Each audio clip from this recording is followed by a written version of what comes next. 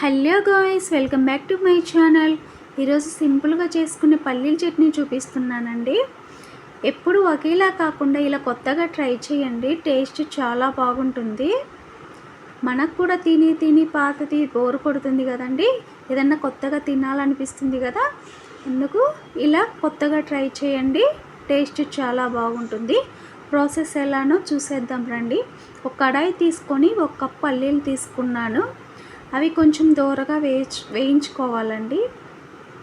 చూడండి గైస్, ఇలా దోరగా వేయించుకున్నాక మీ కారానికి తగ్గట్టు గ్రీన్ చిల్లీ తీసుకోండి. చూడండి గైస్, మా ఇంట్లో మేము కారం ఎక్కువ తింటాం, అందుకే నేను కొంచెం ఎక్కువ తీసుకున్నాను.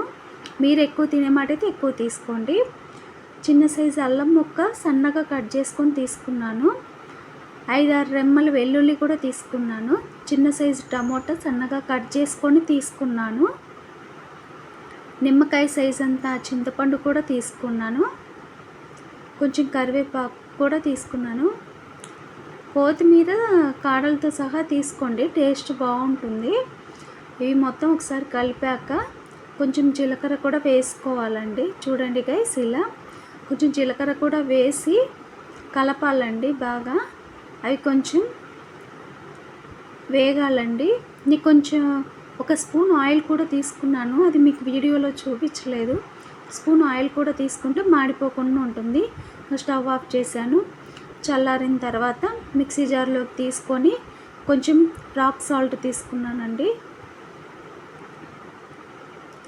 చూడండి గైస్, కొంచెం వాటర్ కూడా పోసుకొని గ్రైండ్ చేసుకోవాలండి మెత్తగా.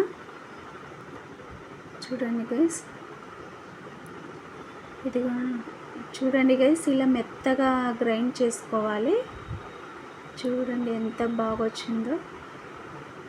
టేస్ట్ కూడా అంత సూపర్గా ఉంటుందండి. టేస్ట్ ఒక కడాయి తీసుకొని 2 టేబుల్ స్పూన్ల ఆయిల్ తీసుకొని పోపు వేసుకోవాలండి. ఆవాలు, జీలకర్ర, శనగపప్పు, మినప్పప్పు, ఇవి ఎండుమిర్చి 3 తీసుకొని తుంచి వేసుకోవాలండి. కొంచెం కరివేపాకు కూడా తీసుకొని చిటపటలాడిన తర్వాత స్టవ్ ఆఫ్ చేసేసి మనం ముందుగా గ్రైండ్ చేసి పెట్టుకున్న చట్నీలో వేసుకోవాలండి. చూడండి గైస్, ఎంత బాగా వచ్చిందో.